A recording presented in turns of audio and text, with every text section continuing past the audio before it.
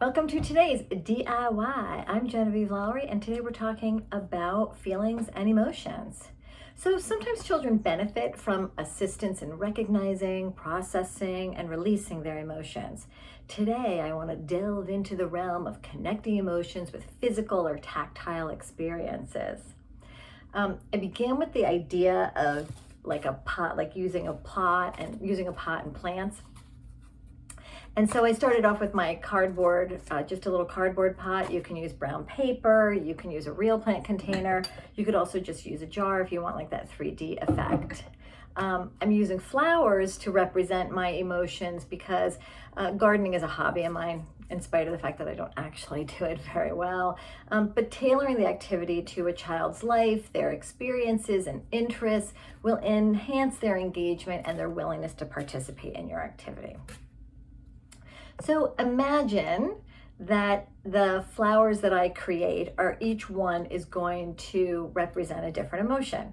It's important to let children choose the emotion they want to represent. It's important to let them to choose the materials that they want to experiment with. And you can get really creative with the materials. You can use things like foil or string and fabric. I happen to just use what was around my house, which is mostly different kinds of paper. So I started off with thinking about angry and creating a flower that would be anger. Sorry, a little tangled up in my own materials here. So I found this orange piece of paper, which I thought sort of orange or reds would be representative for anger.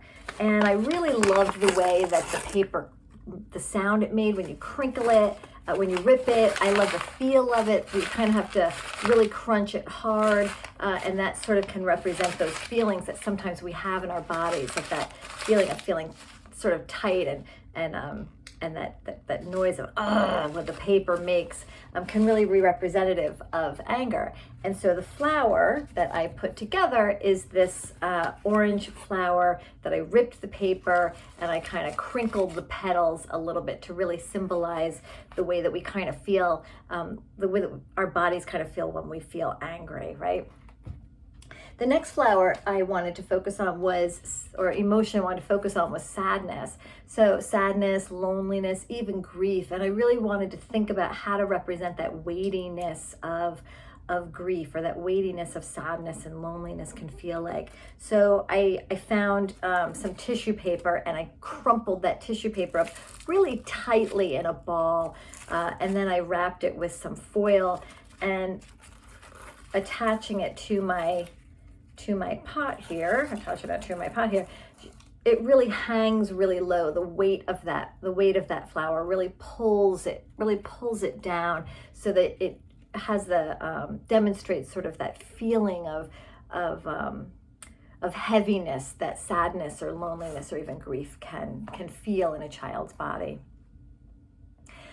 But you don't just want to focus on sadness and anger. You also want to include like happier emotions, right? So I thought about, how would I do a happy flower or a joyful flower?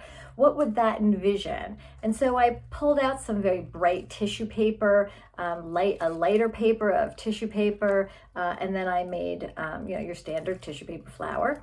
And I attached these additional pipe cleaners to it to really look like it was kind of reaching out or growing up towards the sunlight, right? That it was, and making sure that it could sort of extend beyond kind of the others, right?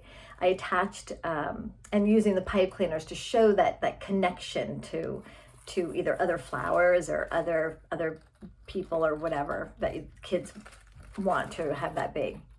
Once kids have crafted the flowers, then we can talk about how to tend to them. What brings joy to a flower? How can we support a sad flower? It's crucial also to remind children that all feelings are valid. No feeling is wrong or bad, but it is helpful to consider what helps what helps each one of us thrive during difficult times. So this gives us like a different way to engage in that kind of conversation, to talk about what feelings feel like in our bodies, how they are expressed, but then to also talk about what grounds us. Maybe drawing roots on the flowers or on the pot can symbolize family, friends, community as sources of support. We might think about water and sunshine that flowers need to grow to represent our interests and passions that nurture and sustain us. Children need opportunities to express and discuss their emotions. Activities like this provide tangible sensory experiences that help them articulate their feelings safely, and by identifying supportive connections and relationships in a nurturing environment, we can promote social emotional growth, mitigate trauma, and foster resilience. So thank you for coming today and listening to today's DIY on finding ways to help children express emotions in concrete and tactile ways.